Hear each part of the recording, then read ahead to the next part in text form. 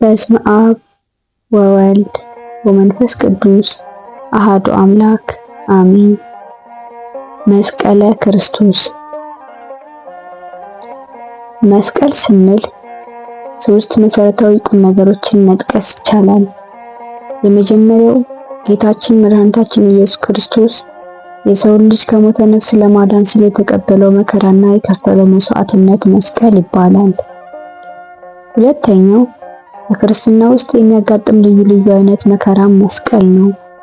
ጌታችን እኔን መከተል የሚወድ ቢኖር ራሱን ይካድ መስቀሉንም ተሸክሞ ይከተለኝ እንዳለ ማቴዎስ 16:24 መናገሩም በክርስትና ሕይወት ውስጥ የሚደርሰውን ይህንኑ መከራ መታገስ ተገቢ መሆኑን ሲያመለክተን ነው። ሶስተኛው ደግሞ ጌታችን የተሰቀለበት መስቀል ሲሆን በሶስቱም ቁም ነገሮች